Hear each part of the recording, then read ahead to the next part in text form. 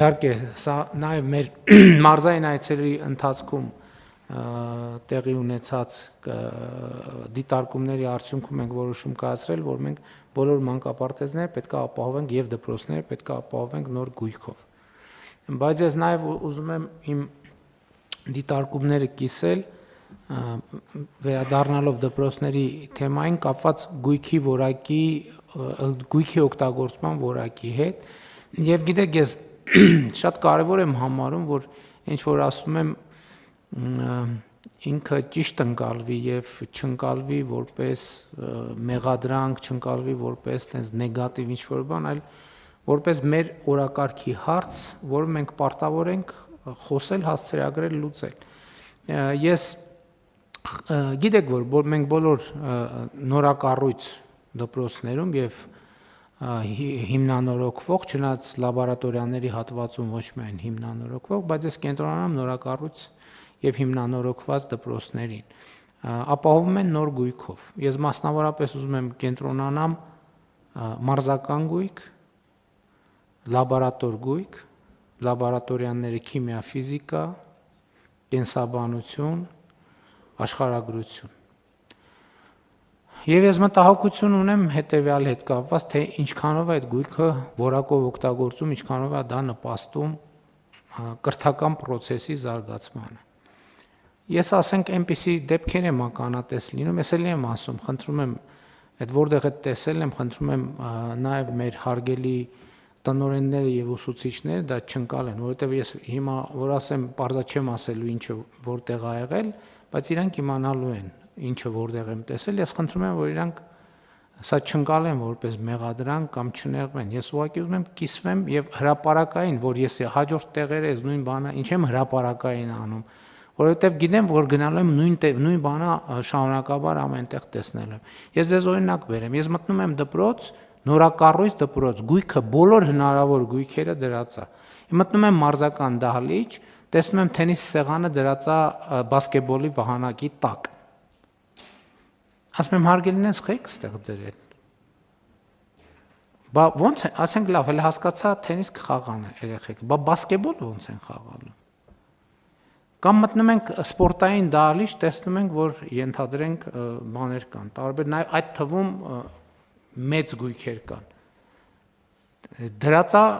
կենտրոնում, ասենք լավ, մի անգամ գնում ես, տեսնում ես դրածա, ասում ես երևի այդ դասնա,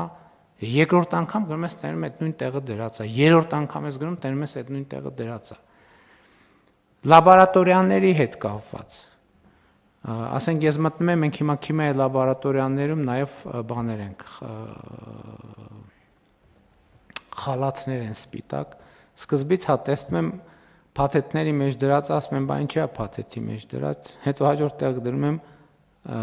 տեսնում եմ հանածա, բայց մեկ այլի փաթեթի մեջ այլի օգտագործված չի։ Այստեղ ես խնդիր եմ տեսնում եւ ես իրոք տպավոր, էլի սկզբում 1, 2, 3, 4, ես ասում եմ շատ լավ նոր է, բայց եթե մենք այստեղ մեխանիզմներ չունենանք վերահսկելու, մասնավորապես ես այսօր նախարարի հետ առավոտյան խոսեցի, մեզ մոտ գոյություն ունեն այդ թվում դասալսումների ինստիտուտներ եւ մենք մասնավորապես հիմա այնտեղ որտեղ հարցը սուր դրված է հատկապես այդ կրթական գույքի մասով մենք այսօրվանից սկսած շարունակաբար պատահականության սկզբունքով չեմ ասում բոլոր տեղերը, բայց պատահականության սկզբունքով հատկապես նորակառույց դպրոցներում պետք է դասալսումներ։ Մենք պետք է գնանք չնախատեսված մտնենք քիմիայի դասի։ Տեսնենք լաբորատոր գույքը օգտագործվում է թե չէ։ Իհարկե ծրագրով մենք կտեսնենք նաև ինչ է այդ օրը, ինչ դաս է նախատեսված։ Ֆիզկուլտուրայի գույքը պատշաճ օգտագործվում է թե չի օգտագործվում։ Ֆիզիկայի լաբորատորիան, կենսաբանություն, աշխարհագրություն եւ այլն եւ այդպես շարունակ։ Որովհետեւ եւ պետքա տեսնեն, այնտեղ էլեկտրական սալիկներ կան, տարբեր, այսինքն գույք կա, որը շատ կարեւոր է եւ շատ այդ սալիկների վրա կարելի է սուրճ եփել, կարելի է դաս անել։ Ես չեմ բացառում, որ սուրճ էլ թող եփեմ, բայց դասը պարտադիր է։ Ես տպավորություն չունեմ։ Ու ընդ որում ես այս վերջերս միտեղ, որ ուրիշները չնեղվեն, ես մեր օրինակը բերեցի, ասի օրինակ մեր տանը եղել է բան, տենց համոզված եմ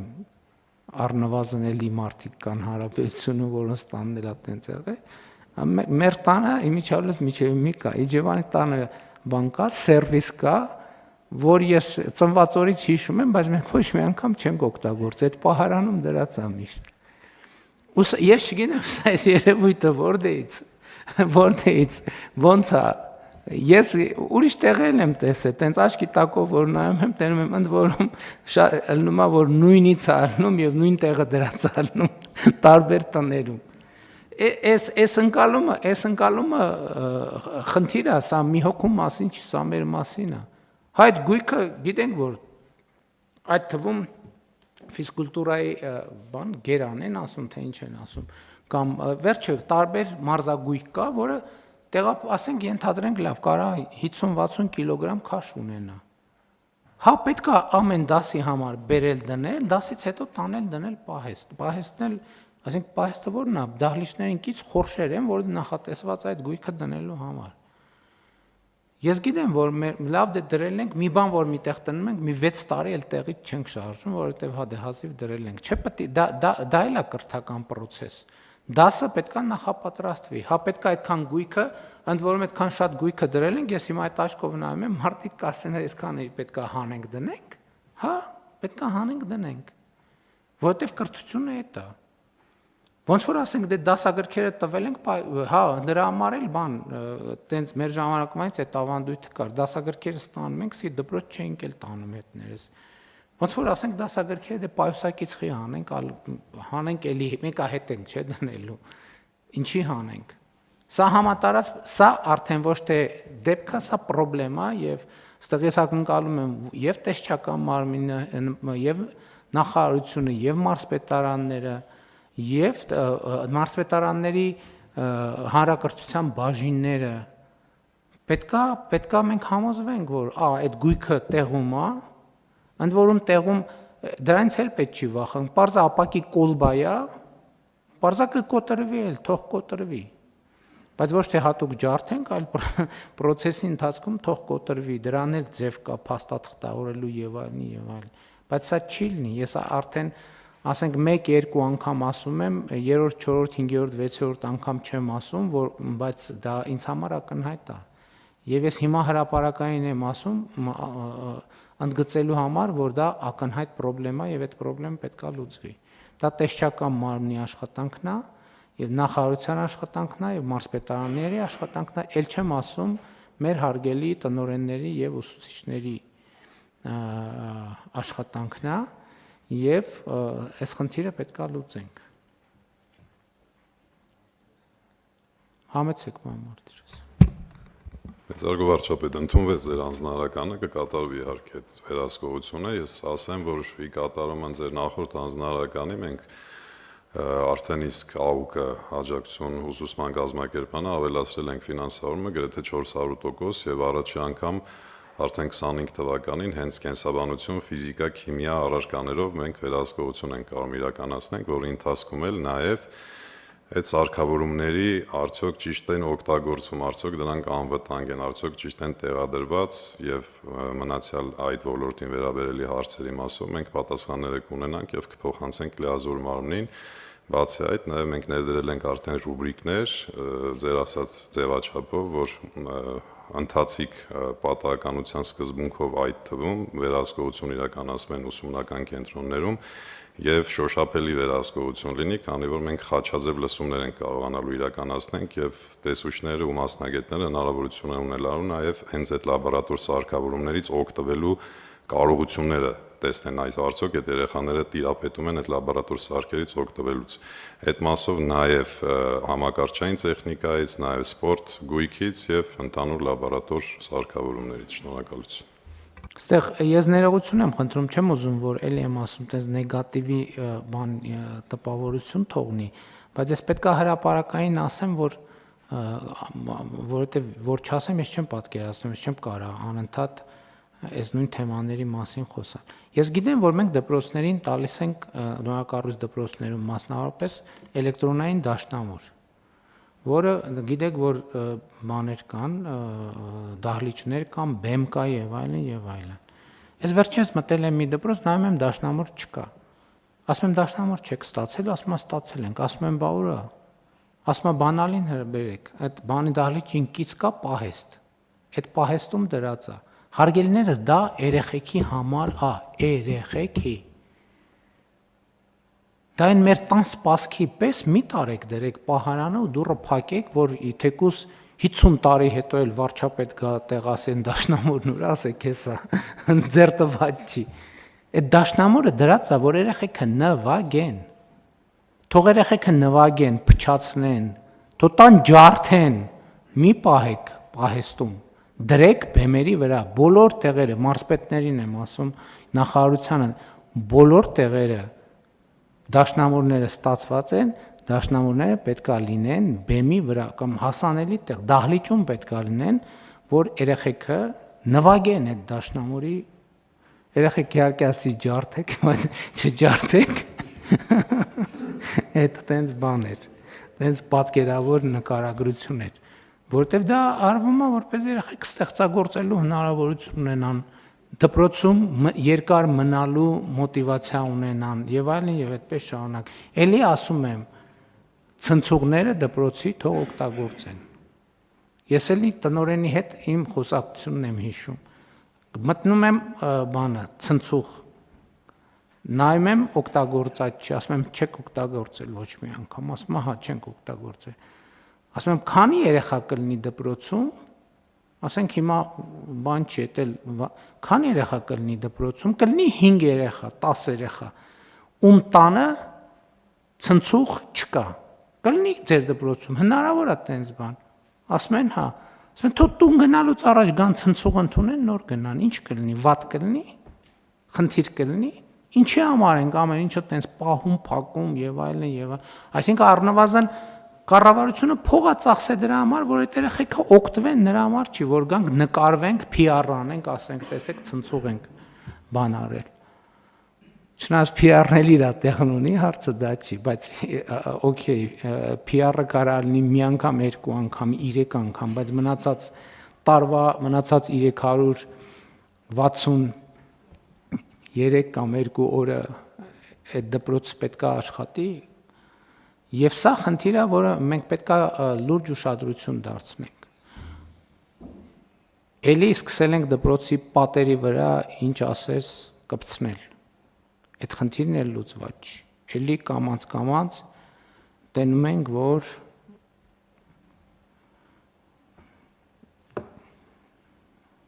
այսինքն սա հարցերը պետք է լուծվեն եւ խնդրում եմ լուրջ վերաբերվեք սրան։ Պետք է նախարարությունն է, տեսչական մարմինն էլ, մարզպետարաններն էլ լուրջ վերաբերվեն սրան, որովհետև այնտեղ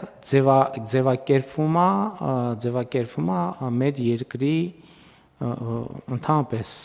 ամբողջ բովանդակությունը եւ մենք պետք է ուշադիր լինենք այդ հարցերի նկատմամբ։ Համեցեք։ Շնորհակալություն, պարոն վարչապետ։ Միանշանակ հանձնարարականները թե կապված դասալսումների եւ առհասարակ մշտադիտարկման գործառույթի ուժեղացման հետ կապված անպայման կապահովենք նաեւ այդ դպրոցների պատերի բովանդակության մասով։ Ես ուղղակի կուզեի նշել, որ մենք նաեւ փորձում ենք մակրո դիտարկման միջոցով նայել դպրոցների ակտիվությունը տարբեր հանրապետական նշանակության միջոցառումներ եւ դրանով եւս չափել ինչքանով է տրամադրված գույքը օգտագործվում։ Ասենք մասնավորապես, եթե մի դպրոցի, որտեղ մարզադահլիճը վերանորոգվել է եւ գույքով ամբողջովին նոր համալրվել եւ այնտեղից դիցուկ վարչապետի գավաթի, ասենք բասկետբոլի գավաթին չեն մասնակցում, անգամ համայնքային փուլին, դա ինքնին ցուցիչ է, որ մի բան այն չի եւ մենք դա հաշվի ենք առնում նաեւ տնօրենների ատեստավորման ժամանակ կամ եթե լաբորատոր սարքավորներ ունեն, բայց գիտության փառատոնին կամ որևէ այլ, ասենք 9-րդ դասանի ավարտական քննությունների ժամանակ դիցուկ նախագծային աշխատանք չեն ներկայացնում այդ դպրոցից կամ քիչ երեխեք կամ ոչ մեկ, դա արդեն ցուցիչ է, որ այդ լաբորատոր բաները չեն օգտագործվում ըստ պատշաճի եւ նաեւ դա մենք հաշվի ենք առնում դպրոցներին մեր գնահատականի, այդ թվում տնօրենների ատեստավորման ժամանակ ուզեի սա ընդգծել։ Շատ լավ։ Ես ուզում եմ մեր մոտիվացիան այն չի, որ մենք դիտողություն անենք, նկատողություն անենք, պրետենզիա ներկայացնենք, մենք ասում ենք եկեք այդ նույն վարչապետի գավաթի մասին խոսեցիք, հիմա մենք գնում ենք այնտեղ եւ ֆիզկուլտուրայի ուսուցիչներ կան, որ անդադ այնտեղ են։ Անդադ պատվանդանն են, ինչը շատ լավ, ես շատ ուրախ եմ, որ կան նաեւ նման, բայց մյուս կողմից էլ ասում ես մի րոպե, բայց այս մի կողմից լավ, այդ նշանակում է այդ ուսուցիչները շատ լավ ջանասեր, կենտրոնացած, նվիրված աշխատում են, բայց մյուս կողմից, երբ որ տեսնում ես հանրապետությունում 10 ֆիզկուլտուրայի ուսուցիչ կա, որ բոլոր վարչապետի գավաթները կիսում են իրար հետ, ինչը շատ լավ է, այդ նախ իմ գնահատանքը եւ խոնարհում է այդ մարդկանց, որ իրանց աշխատանքի վրա այդքան կենտրոնացած են, բայց հարցա ծագում, բայց մի րոպե, այս ինչ որ խնդրի մասին է խոսում։ Եվ այստեղ էլ մենք խնդիր ունենք եւ այս խնդրի վրա պետք է ուշադրություն հրավիրենք։ Համեցեք Մասինյանյան, ինչի կասում։ Շնորհակալություն մեծարգո վարչապետ, այս նույն տրամաբանության մեջ գույքի մասն ենք խոսում, բայց նաև պետությունը այսքան գումարներ է ծախսում վերանորոգում սպորտային սրահները եւ որոշ դպրոցներ դաշտեր ունեն, նաև դպրոցից հետո մեր երեխաները եւ ոչ միայն իրենց ծնողներն էլ հաշվի առնելով մանավանդ քաղաքի տարածքի սակավությունը, այդ դպրոցի դաշտերը եւ սրահները հանրության համար իհարկե ոչ լրիվ կարգավորված ընթացակարգերով, բայց բաց պահել, որպեսզի մարդիկ կարողանան դասերից հետո ակտիվ սպորտով զբաղվել, թե չէ մասսայական սպորտի զարգացման եւ առողջ ապրելակերպի, կենսակերպի մասին դժվար է խոսել, երբ որ մարդիկ պարզապես դրա ֆիզիկական լոգիստիկ հնարավորությունը չունեն։ Այդ խնդիրն էլ է դրված մեր դպրոցների առաջ եւ ընդ որում ես ուզում եմ էդ էլ ասեմ, որ որոշ տնօրենների օբյեկտիվ մտահոգությունը մասնավորապես ձեր ասացի վերաբերյալ, ձեր ասացի մասով, որ գույք հարակ կմաշվի, դա էլ եմ ես հասկանում, բայց մենք հիմա ունենք պայմանավորվածություն, որ սա մեկ անգամյա գործողություն չի։ Մենք հիմա պետք է ստանդարտ ենք սահմանում, թե դպրոցը այս լաբորատորիան ինչքան ժամանակ պետք է օգտագործի, դաշտը ինչքան ժամանակ պետք է մնա առանց նորոգման։ Այսինքն սա նեն չի, ես հասկանում եմ, որ նախկինում ավանդույթն եղել է այն, որ ֆուտբոլի դաշտը եղավ, վերջ գնաց, դա առաջիկա հարյուրամյակների համար է։ Մենք դեն չենք վերաբերվում, մենք մեր բյուջետային եւ կառավարման process-ները պետք է կազմակերպենք այնպես, որ ստանդարտ ունենանք, որ ինչ որ ժամանակ, ես չգիտեմ, այդ մասնագիտական վերլուծությունն է, որը հիմա արվում է, ինչ որ մի ժամանակ հետո դաշտը պետք է նորոգվի, ինչ որ մի ժամանակ հետո լաբորատոր գույքը պետք է թարմացվի, չգիտեմ, նստարանը, գնդակը, թենիսի սեղանը եւ այլն, եւ այդպես շարունակ, եւ այո, ուրիշ խնդիր կա, կան մենք հիմա բողոքներ ենք ստանում, որ դպրոցները ուրիշներին վարձակալության չեն տալիս տարածքները տարբեր նպատակներով։ Դա էլ է խնդիր, որին մենք անպայման պետք է անդրադառնանք, բայց դա հարց է, որին մենք ընդհանրապես իհարկե կանդրադառնանք, բայց ես ուզում եմ պատեհ առիթ օգտագործեմ, քանի որ դպրոցների մասին խոսեցինք, եւ ես ուզում եմ զուգահեռ խոսել նաեւ գոնե միջանկյալ, թե ինչ է տեղի ունեցել մեր ուսուցիչների վարձատրությունների հետ 2025 թվականի սեպտեմբերի արդյունքներով, որովհետև կախված ծառաբեռնվածություններից երևի փոխվում են։ Հայաստանում այսօր սեպտեմբերի դրությամբ կա 2118 ուսուցիչ,